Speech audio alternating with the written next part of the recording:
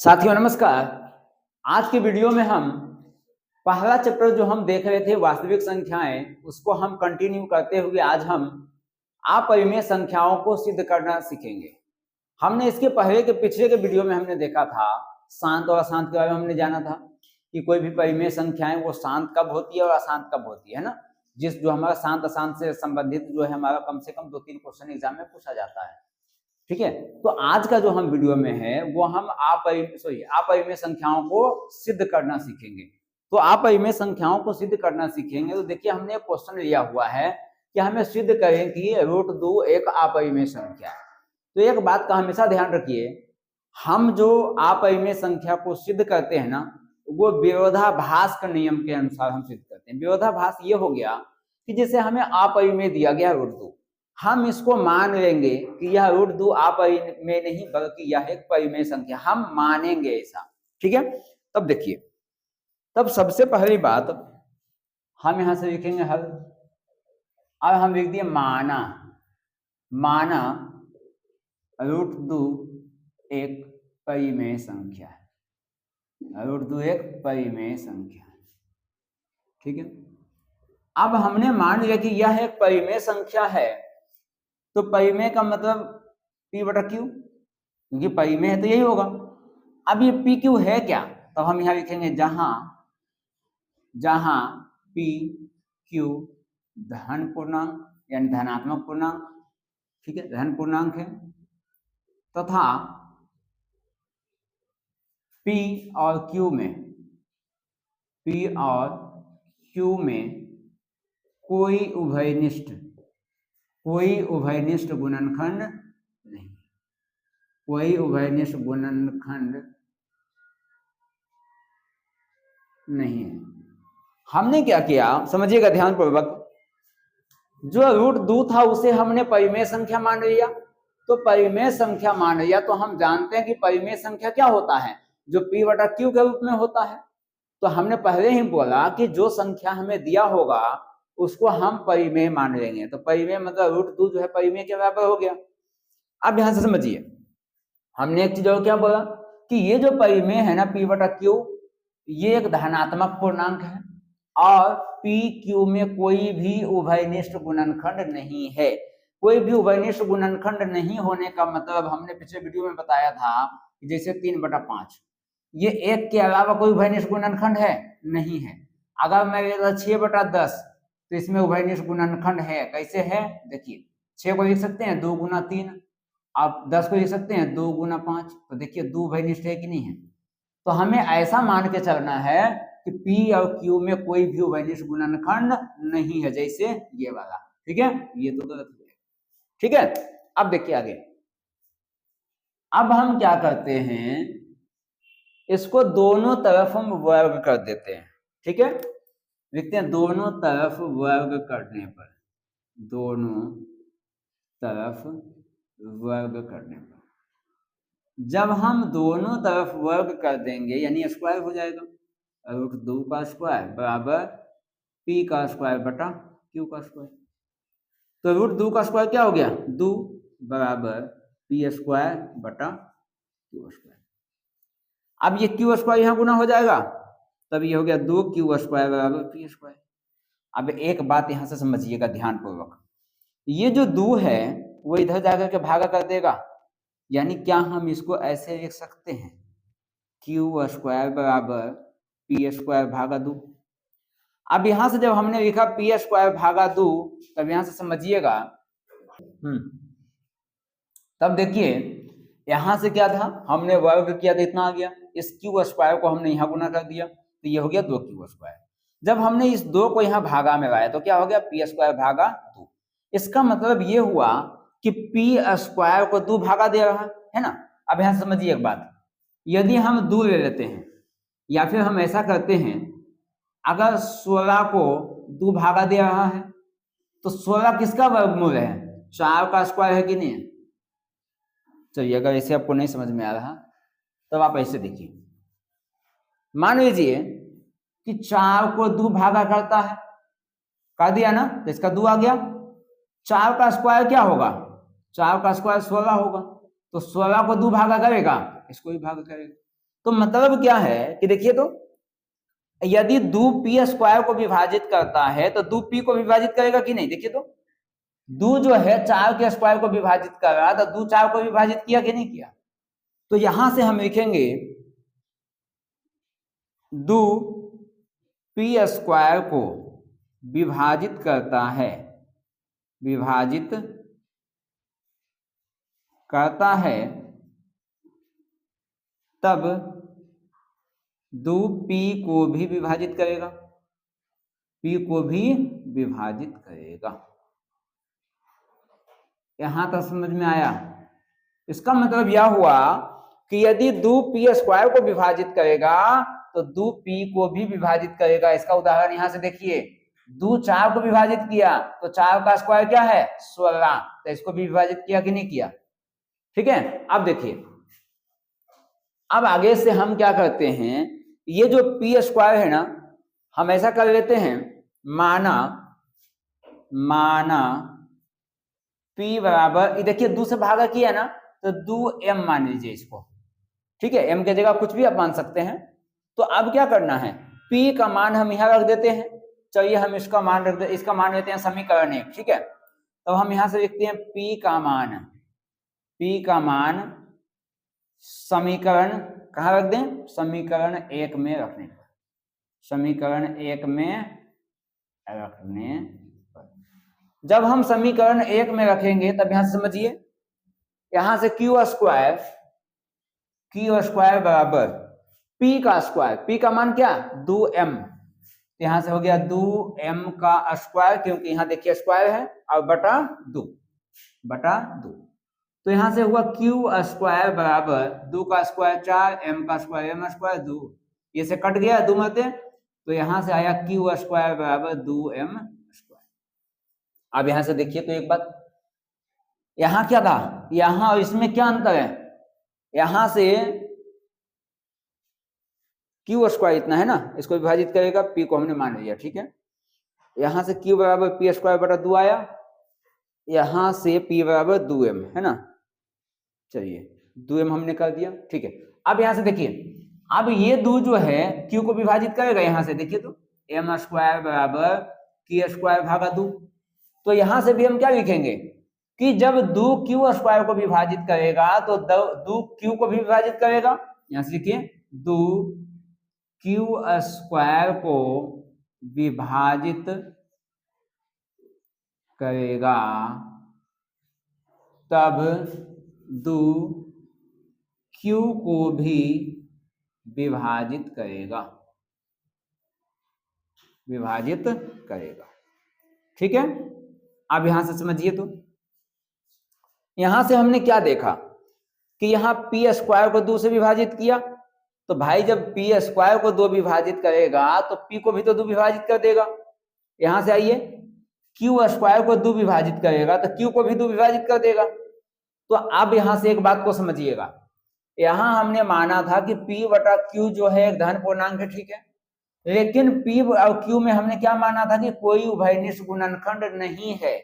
लेकिन भाई यहाँ 2 उभयनिष्ठ गुणनखंड आ गया कि नहीं आ गया? हमें इसका उल्टा हमें प्राप्त हुआ कि नहीं हुआ? हमने तो माना था कि कोई उभयनिष्ठ गुणनखंड नहीं है, लेकिन यहां से हमें 2 उभयनिष्ठ गुणनखंड प्राप्त हो गया। तो जो हमने माना था उसका उल्टा हो गया कि नहीं, यानी हमारा विरोध उसने किया। तो हमारा विरोध उसने किया, तब हम यहां से लिखेंगे, यहां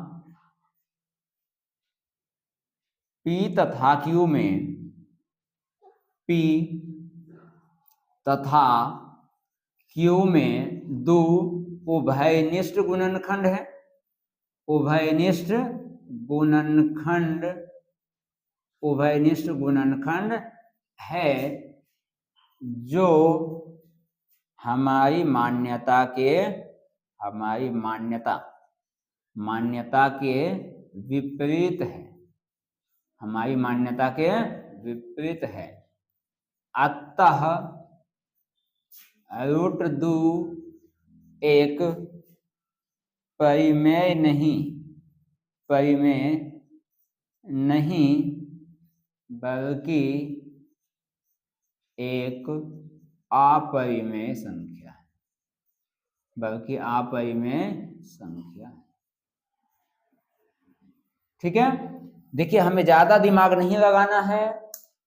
हमने क्या किया, सबसे पहले जो हमें दिया हुआ है अपरिमेय उसको हमने परिमेय मान लेना है। परिमेय होगा तो p बटा q a बटा b आप कुछ भी मान सकते हैं।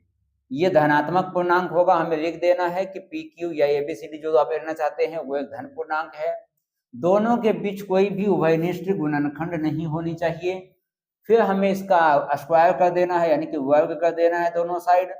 जो भी संख्या आएगा 2 से विभाजित होगा, हमने कर दिया। हमने आपको यहाँ समझा दिया कि देखिए, फिर से आपको बता दे रहे हैं, जैसे मान लीजिए एक छोटी संख्या लेते हैं, मान लीजिए कि 3 जो है वो विभाजित कर रहा है 9 को। 3 जो है 9 को विभाजित कर रहा, तो भाई मेरे 9 का जब हम स्क्वायर करते हैं देखिए तो क्या आएगा, 9 का स्क्वायर 81 बटा 3, तो स्क्वायर को 27 या 81 होगा। तो बिना स्क्वायर की संख्या को विभाजित किया तो स्क्वायर भी करेंगे तब भी उसको विभाजित कर देगा। ठीक है, वही बात हमने यहाँ लिख दिया कि यदि 2p स्क्वायर को विभाजित करेगा तो 2 जो है p को भी विभाजित करेगा। ठीक है, उसके बाद हमने यहाँ से क्या करना है, आप कैसे डिसाइड करोगे कि हमें p को 2m लेना है या q को लेना है, इस बात का ध्यान समझ लीजिएगा। जिस संख्या को विभाजित करेगा ना उसी संख्या को हमें मानना है। और यहाँ 2 3 कैसे हम डिसाइड करेंगे, जिस संख्या से हम भाग देंगे।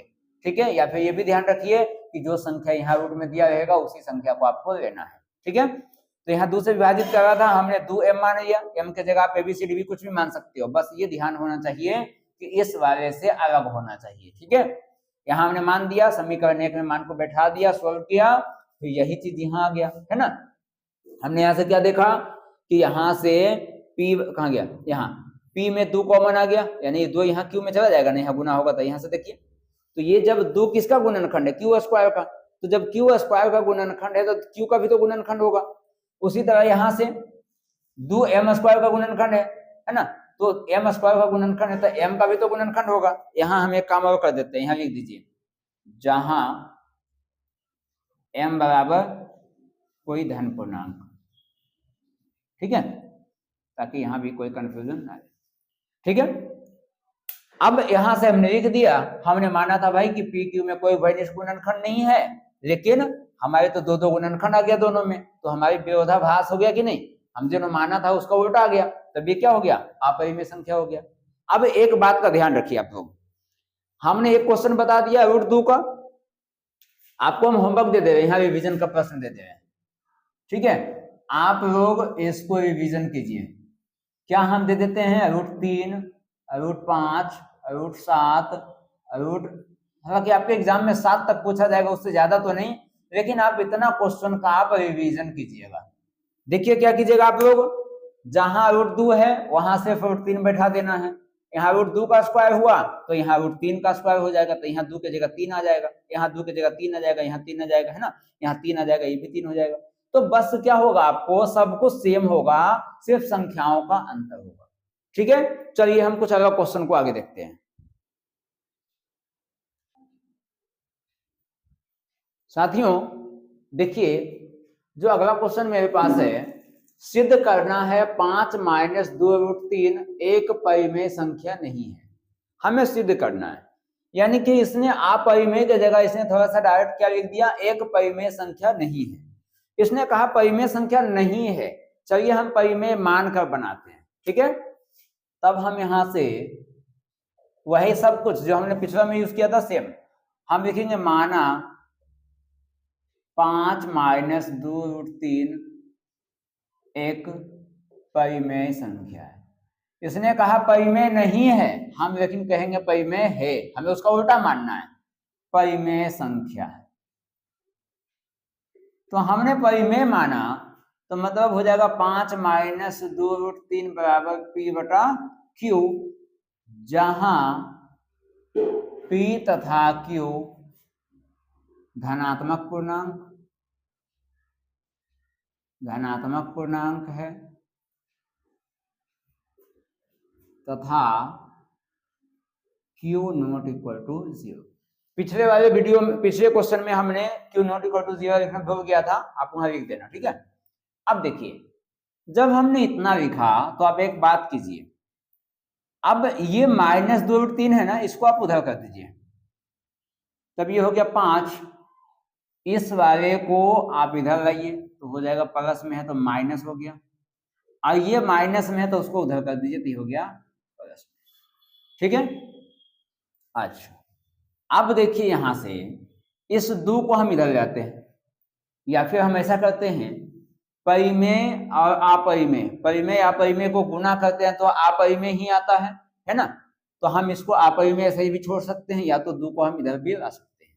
अब समझिए यहाँ ध्यान से, तो ये एक परिमेय संख्या हो गया। क्यों? हमने बताया था कि परिमेय माइनस परिमेय क्या होता है। परिमेय संख्या में जब हम परिमेय को घटाएंगे तो हमेशा क्या आएगा? परिमेय आएगा, और परिमेय गुना अपरिमेय करेंगे तो हमेशा क्या आएगा? अपरिमेय आएगा। ठीक है यहां तक? तो देखिए 2 एक परिमेय संख्या है, जबकि √3 एक अपरिमेय संख्या है। ये दोनों आपस में गुना होगा तो अपरिमेय ही आएगा, यानी ये वाले हमारी संख्या अपरिमेय हो गया। 5 एक परिमेय संख्या है, p/q भी एक परिमेय संख्या है, तो परिमेय संख्या में से परिमेय संख्या को घटाएंगे तो हमें परिमेय संख्या ही मिलेगा। ठीक है। देखिए, तो क्या परिमेय संख्या कभी अपरिमेय संख्या के बराबर हो सकता है क्या? कभी बराबर नहीं हो सकता। तब ये दोनों जब बराबर नहीं हो सकता, तब तो ये गलत कह रहा है ना, बीच में बराबर का चिन्ह है, इसका मतलब दोनों गलत हो गया। तब हम यहां लिखेंगे, हम जानते हैं कि परिमेय माइनस परिमेय संख्या में किसी अन्य परिमेय संख्याओं को घटाने पर या फिर एक काम कीजिए ना, इतना कहानी क्यों लिखना है, इतना कहानी लिखने से बेहतर है इसी वाले को हम यहां लिख देते हैं। ठीक है। हम जानते हैं कि परिमेय माइनस परिमेय क्या होता है? परिमेय होता है। तो यानी कि हम क्या लिखेंगे? 5 माइनस p/q एक परिमेय संख्या है, जबकि परिमेय गुना अपरिमेय, जबकि हम परिमेय गुना अपरिमेय करेंगे तो क्या आएगा? अपरिमेय आएगा। ठीक है। तब इसका मतलब हुआ, तब 2√3 क्या है? एक अपरिमेय संख्या है, अपरिमेय है ना, अपरिमेय संख्या।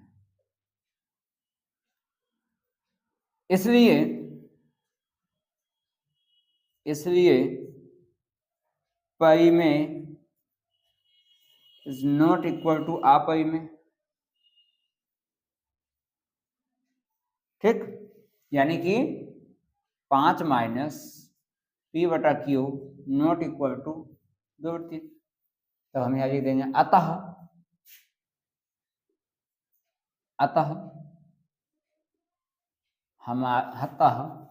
क्या है? 5 माइनस 2/3 एक परिमेय नहीं बल्कि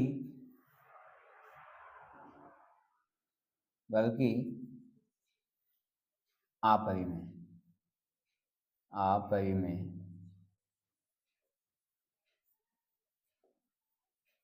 संख्या है, क्योंकि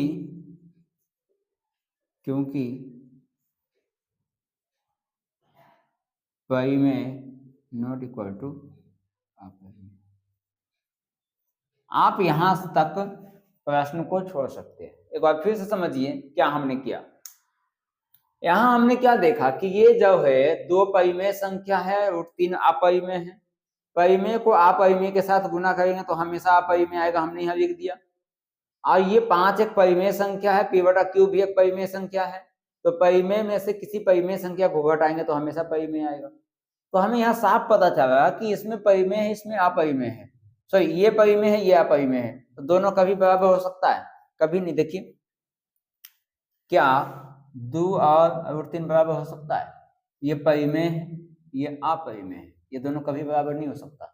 और हमने क्या माना था कि 5 माइनस 2 रूट 3 एक परिमेय संख्या है, लेकिन ये परिमेय होगा, ये परिमेय यहाँ से संभव है। देखिए यहाँ से ये बदल गया, ये अपरिमेय है, ये परिमेय हो गया। ठीक है, तो देखिए ये हमारा सवाल था। देखते हैं कुछ और क्वेश्चन देख लेते हैं।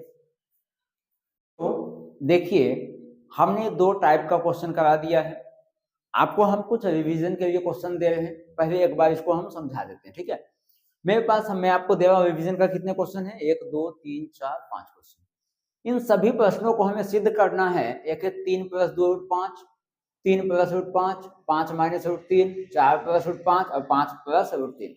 ये सभी को हमें सिद्ध करना कि ये अपरिमेय संख्या है। देखिए अभी जो हमने जस्ट इसके पहले क्वेश्चन कराया था वो था 5 - 2 रूट 3, है ना, हमें इसको सिद्ध करना था।